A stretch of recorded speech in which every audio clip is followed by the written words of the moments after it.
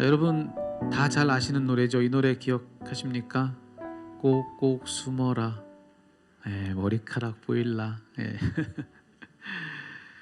우리가 어릴 적에 숨바꼭질 할 때 그때 우리가 부르던 노래입니다. 아마 여러분들도 그러실 거예요. 우리 어릴 적에 했던 가장 재밌는 놀이를 하나 꼽으라면 숨바꼭질 그거 대본에 꼽지 않으시겠습니까? 지금도 그때의 기억이 제게도 생생합니다. 여러분도 그러실 거예요. 어디 적당한 데를 찾아가지고 딱 숨으면 그러면 어떻죠, 여러분? 그 들킬까 봐 얼마나 긴장이 됩니까? 갑자기 속도 막 울렁거리고 화장실도 막 가고 싶고 막 그랬던 기억 아마 여러분에게 다 있으실 거예요. 근데 여러분 제가요 숨바꼭질을 얼마나 잘했는지 모릅니다. 딱 봐도 그래 보이시죠?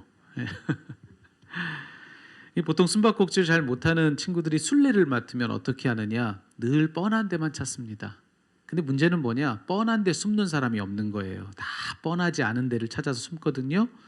뻔한 데만 찾으면 찾아낼 수가 없는 것입니다. 그러니 특별히 술래가 되어서 숨바꼭질 잘하는 실력은 뭐냐? 뻔한 곳만 살피지 않는 곳. 뻔하지 않은 데를 찾을 수 있는 그 사람이 바로 실력자입니다. 왠지 저기에 숨어 있을 것 같다 싶은 거기만 살피는 것이 아니라 왠지 저기는 아닐 것 같다 싶은 거기도 찾아보는 사람, 이 사람이 잘하는 사람인 것이죠.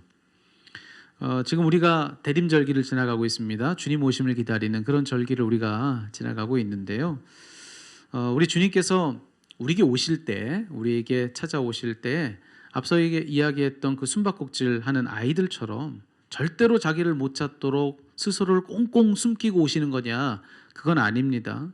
오히려 반대로 주님은 명백하게 자신을 드러내면서 우리에게 와주세요. 근데 문제가 있는 거예요. 그게 뭐냐면 그분을 보는 우리의 눈이 어두운 게 문제인 겁니다. 그분은 명백히 우리에게 와주시는데 그런데 우리의 눈이 워낙 어둡다 보니까 명백한 그분을 못 보는 겁니다.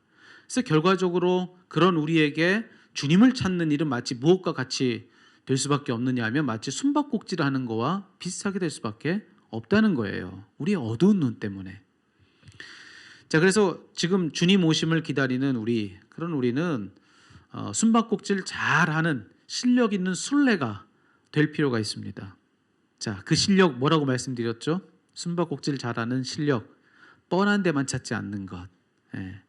왠지 거기 있을 것 같다 싶은 거기만 들추지 않는 것. 뻔하지 않은 곳, 거긴 아닐 것 같은 거기까지도 살펴보는 게 바로 실력이라고 말씀을 드렸습니다. 주님 찾을 때도 마찬가지예요. 우리가 우리 삶 가운데 우리 주님 어디 계신가? 그 주님을 찾고자 할 때도 바로 그와 같은 데를 세세히 살펴보는 것이 참 중요하다고 할 수가 있습니다. 자, 우리가 오늘 이사야 말씀을 같이 읽었습니다. 근데 오늘 이사야의 이 말씀, 우리 본문의 이 말씀은 우리가 주님을 찾고자 할 때 어디서 그분을 찾을 수 있는지 그걸 알려주는 힌트와 같은 그런 말씀입니다. 즉 영적 숨바꼭질을 할 때에 우리에게 그 숨바꼭질 잘 하도록 도와주는 말씀이 바로 오늘 이 본문의 말씀이라고 그렇게 말씀을 드려도 될 것입니다. 우리가 지난주에 이사야 40장을 읽었습니다. 여러분 기억나시죠? 이사야 40장을 우리가 읽으면서 이사야서 전체를 두고 그런 말씀을 여러분과 함께 나눴어요. 특별히 이사야서를 읽을 때는 그 각각의 장이 어떤 시대를 배경으로 하고 있는지 그것을 생각하고 읽을 필요가 있습니다 라고 말씀을 드렸습니다. 다시 한번 떠올려 보실까요? 먼저 1장부터 39장 제일 첫 번째 이사야서의 첫 번 부분을 뭐라고 말씀드렸냐면은 그 말씀은 이사야 선지자 당대에 기록된 말씀이다 이렇게 말씀을 드렸습니다. 그가 실제로 활동했고 살아있던 그 당대에 이스라엘 백성들을 향한 하나님의 심판이 뭔지 그들에 대한 하나님의 그 예언의 신탁을 들려주는 것이 바로 39장까지의 말씀이라고 그렇게 소개를 해드렸습니다. 자, 그런 다음에 40장부터는 또 어떻다고 말씀드렸죠? 이사야 당대로부터 몇 년 뒤? 150년 뒤에 바벨론 포로기 때 그때 이제 이스라엘 백성들에게 이제 고향으로 돌아갈 소망을 주기 위해서 하나님께서 그들 중에 한 사람을 예언자로 불러 주신 말씀. 그것이 바로 40장 이후의 말씀이라고 그렇게 소개를 드렸죠. 자, 그래서 우리는 그 각각을 구분했어요. 39장까지를 뭐라고 불렀죠? 네, 제일 1 이사야라고 불렀고요. 그리고 40장부터를 제2 이사야라고 부를 수 있다. 그렇게 말씀을 드렸습니다. 자, 그런데 여러분, 이사야서는 그게 끝이 아닌 거예요. 예, 그게 전부가 아닌 겁니다. 성서학자들이 또 이사야서를 꼼꼼히 또 읽어봤습니다. 그런데 40장 이후부터도 특별히 56장부터를 딱 보니까 거기가 또 다른 겁니다. 예, 앞선 내용하고 완전히 또 다른 내용이 거기서 시작이 되더라는 거예요. 앞서 제2 이사야라고 소개했던 40장부터 55장까지 뭐 그거는 누가 봐도 한 사람이 쓴 어떤 통일성이 보여요. 그런데 56장부터를 딱 봤더니만 완전히 달라지더라는 것이죠. 지난번에도 말씀드렸지만 여기도 마찬가지예요. 어휘도 달라지고 문체도 달라지고 어떤 문장 구조까지, 이건 뭐 앞서서 그 글을 썼던 사람이 지금 이 글도 썼다라고 볼 수가 없는 아주 명백한 차이점을 가지고 있더라는 겁니다. 자, 그래서 여기 56장부터를 또 뭐라고 불렀느냐? 제3 이사야라고 부르는 겁니다. 근데 이때 이 제3 이사야라고 구분하는 이 구절들이 지금 자리하고 있는 역사적 배경이 뭐냐? 자, 이때는 이른바 포로 귀환 시대를 배경으로 하고 있는 겁니다. 이제 포로로 끌려갔던 이스라엘 백성들이 이제 고레스 왕의 칙령에 따라서 3번에 걸쳐서 고국인 예루살렘 땅으로 돌아오는 거예요. 그렇게 고향 땅에 돌아온 포로 귀환민들, 그들이 그 이후의 삶을 살아가는데 그랬던 그들에게 하나님이 주셨던 새로운 예언의 신탁이 바로 56장부터의 말씀이다 라고 하는 것입니다. 여러분, 한번 그때에 그들이 어땠을지를 한번 생각해 보셨으면 좋겠어요. 아마 그들은 아주 큰 기대를 가지고 고향 땅에 돌아왔을 것입니다. 꿈에도 그리던 그 고향, 그 고국으로 부푼 기대를 가지고 돌아왔겠죠. 하지만 막상 돌아와 봤더니만 어땠느냐? 그들의 생각과는 완전히 달랐던 거예요. 그 현실이 너무나도 비참했던 겁니다. 여러분, 이 예루살렘 이 성읍이요, 이미 전쟁의 참화 속에서 한번 잿더미가 됐던 그런 곳입니다. 그런데 그랬던 그곳을 누구 하나 제대로 돌보지 않은 채 그냥 내버려뒀으니 거기 뭐 폐허 중에 폐허죠. 그들이 돌아와서 이미 폐허가 된 그곳을 보는 겁니다. 거기에 무언가를 새롭게 시작하고자 돌아왔는데 거기 무언가를 새롭게 시작할 수 있는 희망이 거기 하나도 없었다는 겁니다. 그러니 얼마나 큰 절망이 그들 마음 가운데 있었겠어요. 제3 이사야는 바로 그런 그들에게 주신 예언의 신탁인 겁니다. 모든 것이 다 무너진 것을 보고서, 그래서 한없는 절망에 붙들려 있던 그들에게 다시금 재건의 희망을 주려고, 그래서 하나님이 주셨던 새로운 예언의 말씀, 그것이 바로 우리가 읽은 이 본문이 자리하고 있는 56장 이후의 말씀의 주된 내용이라고 하는 거예요. 여러분, 이제 오늘 우리가 읽은 이 본문의 말씀 속 그 사람들이 누군지를 이제 우리가 비로소 바로 알게 됐습니다. 자, 그들이 누구라고 말씀드렸죠? 그들은 모든 것이 다 무너져 버린 그야말로 완전한 폐허 같은 현실 속에서 크게 절망하고 있는 사람들, 그런 그들에게 하나님이 말씀을 들려주셨는데 그 말씀이 무엇이었는가? 여러분, 한번 들어보십시오. 오늘 본문 3절, 이 3절의 말씀을 표준세번역 말씀으로 우리 같이 한번 읽어봤으면 좋겠는데요. 우리 화면을 보시면서 같이 한번 읽어보시죠. 하나님 뭐라 하셨는지 들어보십시오. 함께 있습니다. 시온에서 슬퍼하는 사람들에게 제 대신 화관을 씌워주시며 슬픔 대신에 기쁨의 기름을 발라주시며 괴로운 마음 대신에 찬송이 마음에 가득 차게 하셨다. 아멘. 여러분 아시겠죠? 여기 지금 시온에서 슬퍼하고 있는 사람들이라고 했는데 그들이 누군지 아시겠죠? 시온, 즉 예루살렘입니다. 포로 귀환한 그들, 희망을 가지고 왔지만 절망밖에 거기서 찾을 수 없었던 그들, 그래서 슬펐던 시온의 그들을 향해서 하나님이 지금 뭐라고 하셨는가를 들어봤더니만 그들의 그 슬픔을 무엇으로 바꿔주신다는 거예요? 기쁨으로 바꿔주신다는 거예요. 절망 한가운데 있는 그들을 소망의 자리로 옮겨주시겠다라고 하는 그런 약속의 말씀을 지금 하나님이 들려주시는 겁니다. 자, 그런 다음에 그들을 그렇게 그런 변화 한가운데 하나님이 그들을 만져주시겠다, 그들을 변화시켜 주시겠다, 그렇게 말씀하신 그 이후에 하나님이 또 그들에게 뭐라고 하셨는가? 여러분 그걸 한번 들어보십시오. 4절의 말씀, 바로 이어지는 말씀인데요. 그 말씀도 한번 같이 읽어보도록 하시죠. 같이 읽습니다. 이제 그들은 오래전에 황폐해진 곳을 다시 쌓으며 오랫동안 무너져 있던 곳도 다시 세울 것이다. 황폐한 성읍들을 새로 세우며 대대로 무너진 채로 버려져 있던 곳을 다시 세울 것이다. 아멘. 약속의 말씀인 거죠. 하나님이 그들에게 이 약속을 들려주시는 거예요. 무너진 너희의 온 곳을 내가 너희를 통해 다시 세워줄 거야. 다시 세워주시겠다고 그렇게 그들에게 약속의 말씀을 들려준 겁니다. 그러니 힘내라고, 용기를 가지라고, 그들의 그 무너진 마음을 다시 일으켜 세워주는 것, 그것이 오늘 우리가 읽은 이 본문의 말씀을 통해서 하나님이 하시고자 하셨던 일이었다는 겁니다. 자, 그런데 여러분, 우리가 성경 속에서 이처럼 무너진 무언가를 다시 세우고 또 무너진 누군가를 다시 일으켜주는 그런 하나님을 만나는 것, 여러분 그거가요 전혀 어려운 일이 아닙니다. 성경 어디를 펼쳐봐도 구약이든 신약이든 어디든 우리가 그런 하나님을 만나는 데는 전혀 어려운 것이 없습니다. 그런 하나님을 제일 선명하게 만나볼 수 있는 곳이 어디냐? 저는 거기가 바로 복음서라고 생각합니다. 복음서.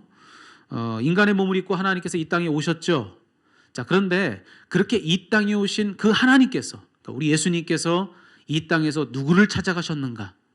이 땅에서 만나주신 사람들이 누군가? 그걸 한번 여러분 확인해 보시라는 거죠.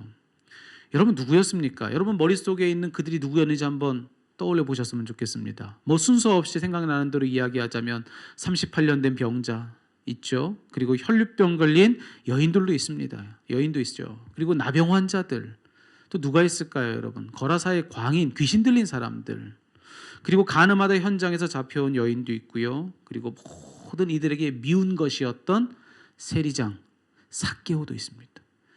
여러분 지금 언급된 이들만 두고 봐도요, 여기 이 사람들은 어떤 사람들입니까? 여러분 성경 속에서 특별히 복음서에서 예수님이 만나셨던 그들은요, 대부분 다 부서지고 깨어진 사람들입니다. 네, 부서지고 깨어진 사람들. 다시 말해서 오늘 우리가 읽은 이 구약의 말씀 이사야 본문 속에 있는 다 무너진, 거기 예루살렘 도성과 같이 다 무너진 곳에 있었던 사람들, 예수님이 만나주신 사람들은 바로 그와 같은 그들이었다라고 하는 것입니다. 여러분 그런 그들 중에 가장 대표할 만한 사람이라 할 수 있는 이가 저는 아마 수가성의 이 사마리아 여인 아닐까 그렇게 생각을 합니다. 요한복음 4장에 보면은 이 여인을 소개해주고 있는데요, 이 사마리아 여인은 무려 5번의 결혼을 합니다. 그런데 번번이 그 모든 결혼 생활에서 실패해요. 그런 아픔을 가지고 있던 여인이 바로 사마리아 여인입니다. 자, 그랬던 그 여인이 지금 또 다른 누군가를 만나서 함께 살고 있는 거예요. 하지만 성경을 보니 그마저도 여의치 않았던 것 같습니다. 몇 번을 바꿔가며 이 사람 저 사람 만나 보면서 그들에게 희망을 둬봤지만 거기에 만족이 없었던 겁니다. 아무리 그럴수록 오히려 더 목마름은 커져갔고 외로움과 고독은 그의 안에 더욱더 커졌던 것을 성경을 통해서 우리가 보게 되더라는 겁니다. 그리고 뭐 사람들이 수군대는 소리는 또 얼마나 컸겠습니까? 예. 아마 그래서였을 거예요. 그녀는 모두가 물 깃는 시간인 이른 아침에 물 기러 나가지 않았습니다. 왜요? 너무 더워서 사람들은 다 이른 아침 새벽녘에 가서 거기 가서 물을 기러 오는 거예요. 하루 먹을 물을. 근데 거기 가면 사람들을 만나니까 다른 사람 만나고 싶지 않아서, 그래서 모두를 피하고자 이 여인은 어떤 선택을 합니까? 아무도 물 길러 나오지 않는 한낮 정오의 뙤약볕 사막 기후에 그 한낮 정오의 우물가로 가더라는 것입니다. 무슨 뜻입니까? 그만큼 그녀의 삶이 외롭고 또 고독했다는 것입니다. 그런데 여러분 이 사마리아 여인의 이야기 속에서 또 중요한 것은 뭐냐면은 그 누구보다도 깨어진 인생 또 무너진 인생이던 이 여인을 예수님이 찾아가 주시더라는 것입니다. 예수님이 이 여인을 찾아가 주셨다는 거예요. 그녀도 다른 모든 이들을 만나고 싶지 않았을 만큼 다른 이들도 그녀를 굳이 찾을 이유가 없었습니다. 그리 중요한 인생 아니었어요. 그런데 주님은 이 여인을 찾아가 주시더라 라고 하는 것입니다. 여러분 당시 유대인들이요, 사마리아 사람이라고 한다면 부정하게 여겼습니다. 그들과 접촉하는 것을 극도로 꺼려했습니다. 그래서 그들과의 접촉을 피하려고 어떻게 했느냐, 사마리아 땅에 아무리 지름길이 있어도 거길로 가지 않는 거예요. 그것을 피해서 굳이 몇 시간을 우회하더라도 그들과 만나지 않으려고, 그들과 접촉하지 않으려고 노력했던 것이 유대인들이 했던 일반적인 관례입니다.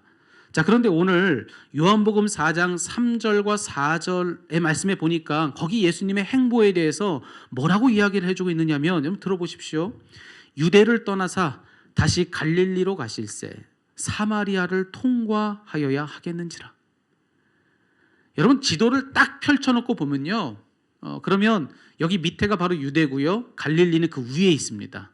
근데 이 유대 땅에서 갈릴리로 가려고 하면 그 한가운데 통과해서 지나가야 하는 지역이 어디냐? 거기가 바로 사마리아예요.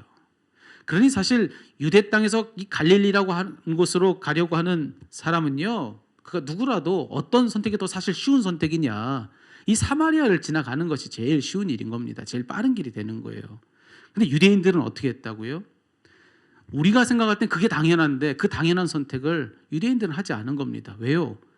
사마리아 사람들과 접촉하지 않으려고. 그래서 사마리아 땅을 우회해서 저 멀리로 돌아갔다는 겁니다.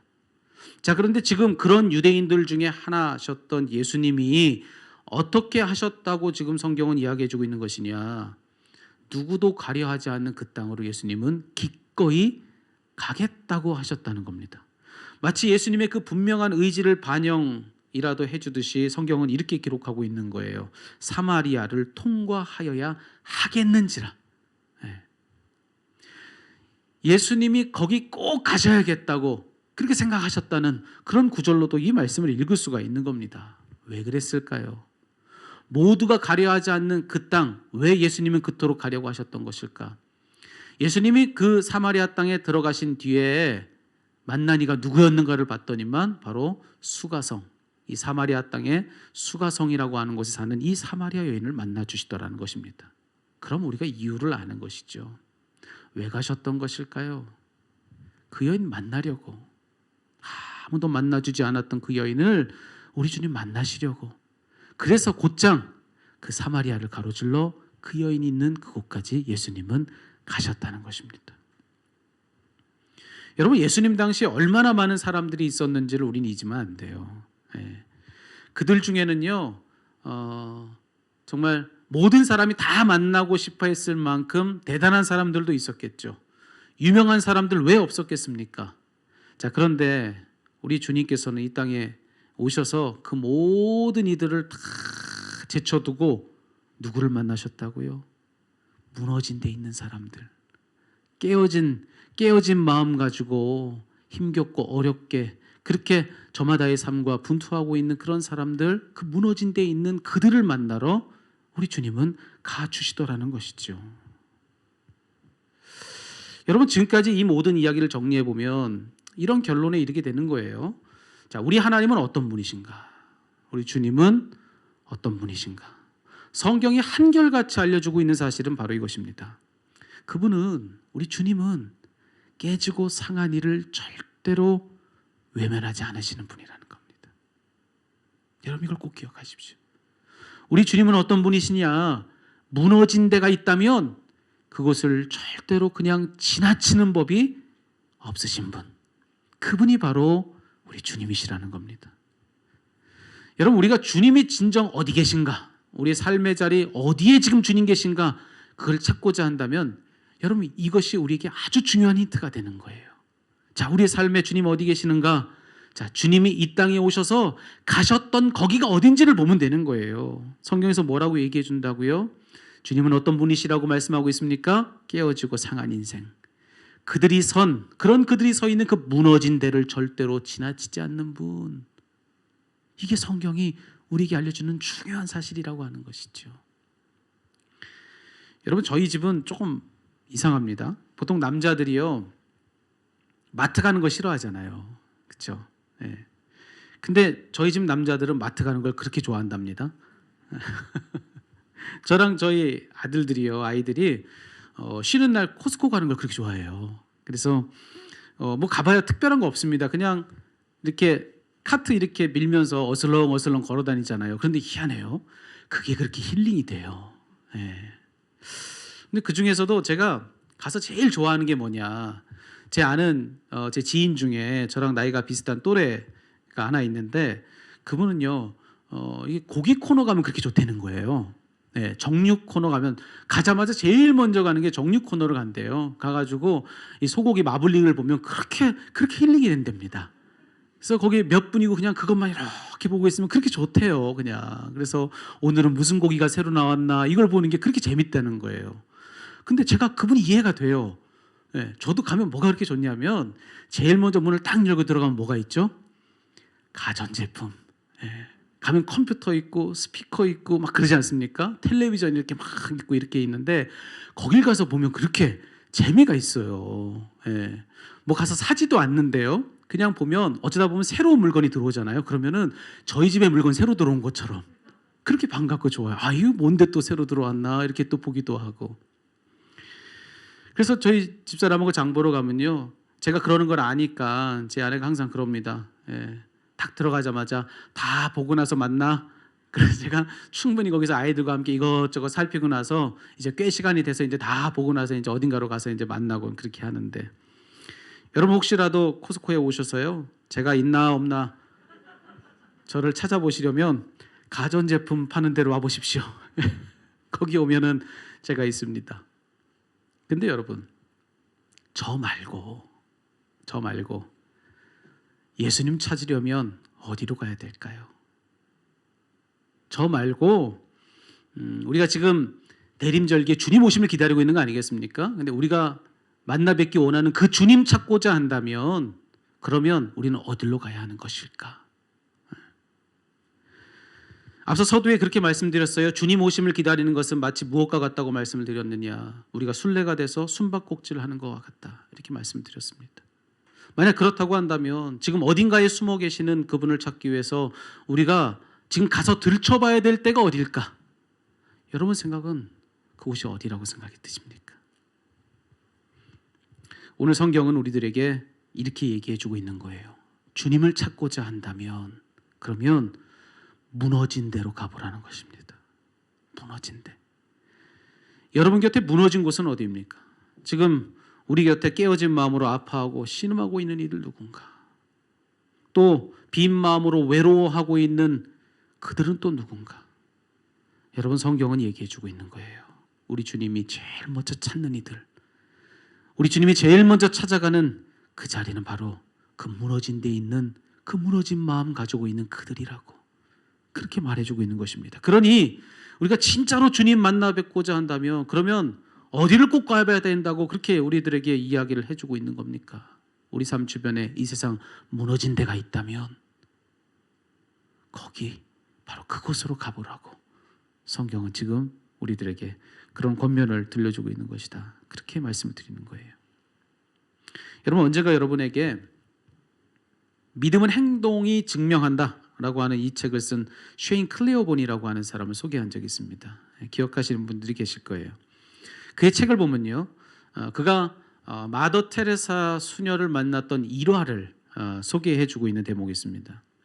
거기 어떤 이야기가 있냐면 어느 날 그에게 한 가지 열망이 막 강하게 일어나는 거예요. 어떤 열망이냐면 지금 이 온 세상에 하나님의 말씀이 생생히 살아 역사하고 있는 그 현장이 도대체 어딜까? 다시 말해서 지금 예수님이 지금 이 순간에 살아서 생생히 역사하고 계시는 그런 현장이 있다면 거기가 과연 어딜까?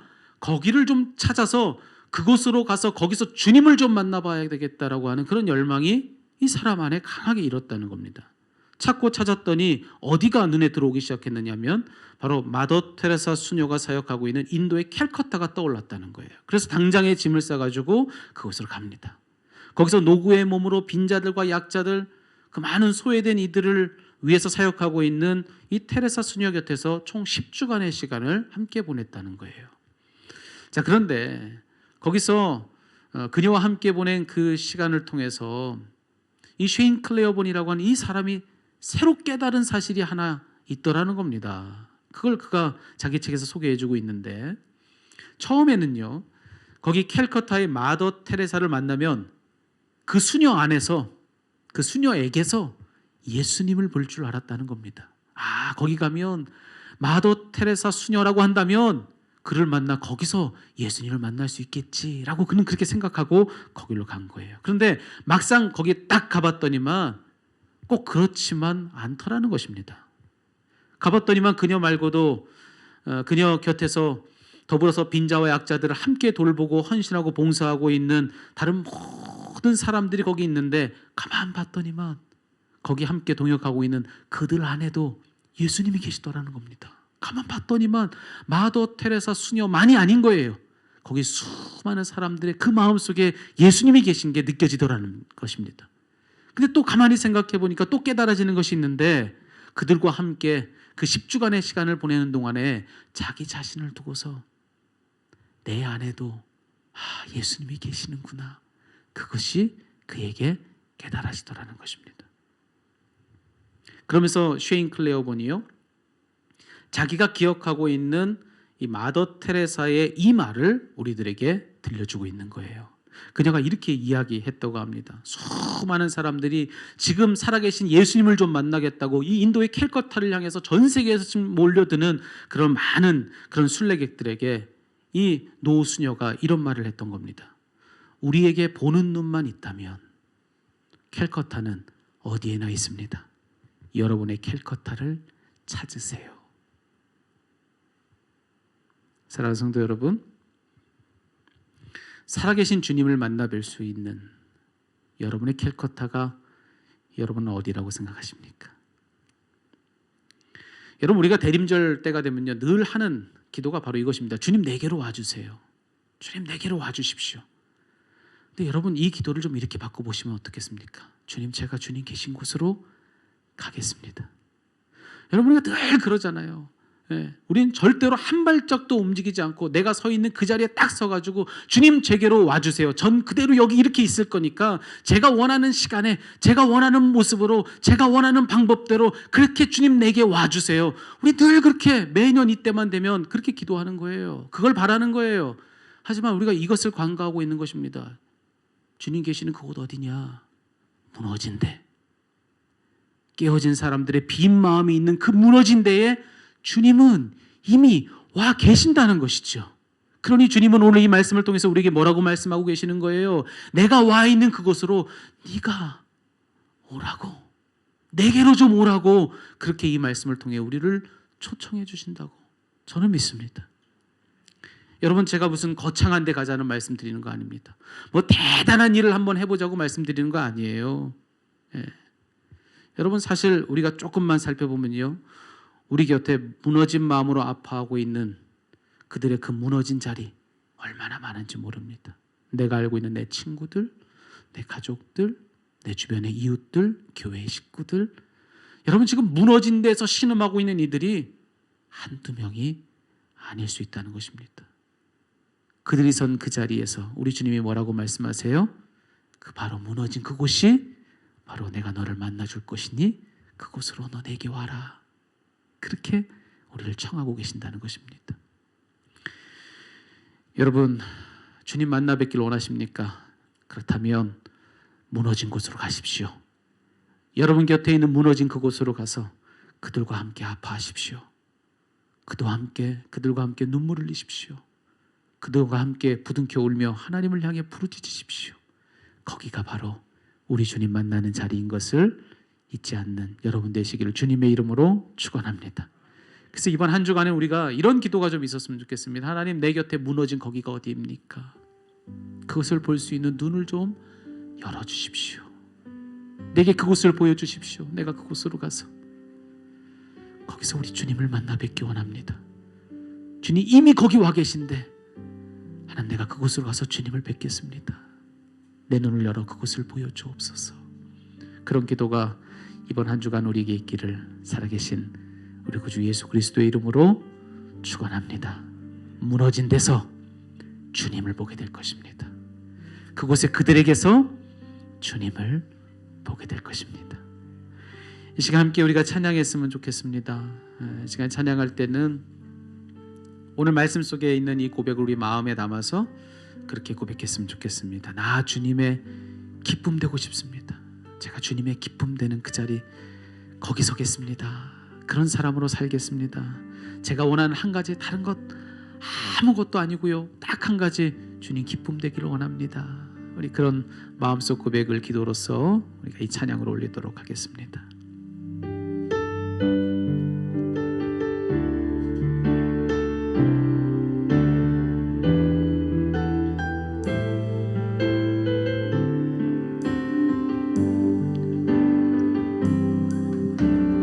나 주님의 기쁨 내기 원하네. 내 마음을 새롭게 하소서. 새 부대가 되게 하여 주사. 주님의 빛 비추게 하소서. 다시 한번 나 주님의 기쁨 내기 원하네.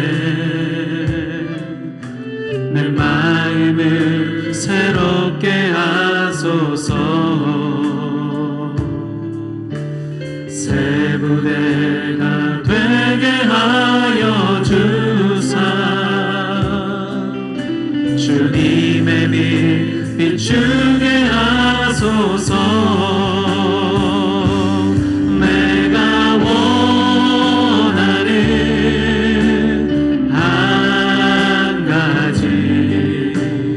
주님의 기쁨이 되는 것. 내가 원하는 한 가지. 주님의 기쁨이 되는 것. 겸손히 내 마음 드립니다. 겸손히 내 마음 드립니다. 나의 모든 것 받으소서. 나의 맘 깨끗게 씻어주사. 주의 길로 향하게 하소서. 내가 원하는 한 가지. 주님의 기쁨이 되는 것. 내가 원하는 한 가지. 주님의 기쁨이 되는 것. 내가 원하는 한 가지. 주님의 기쁨이 되는 것. 내가 원하는 한 가지. 주님의 기쁨이. 다시 한번 고백합니다. 내가 원하는 한 가지. 내가 원하는 한 가지. 주님의 기쁨이 되는 것. 내가 원하는 한 가지. 주님의 기쁨이 되는 것. 우리 가슴에 손을 얹고 함께 기도합시다. 하나님, 오늘 우리에게 주신 이 말씀으로 우리를 불러주시니 감사합니다. 내가 이미 너의 곁에 왔으니 내게로 오라고. 우리 주변의 삶에 무너진 그곳에서 우리를 부르시는 주의 음성 듣게 하시니 감사합니다. 하나님, 그저 내 삶에 내 선 이 자리에 서서 그냥 주님 내게 와달라고 기도했던 우리의 기도가 이제 그치게 하시고, 주님 이미 와 계신 그곳으로 우리가 한 발 한 발 걸어가게 하여 주시옵소서.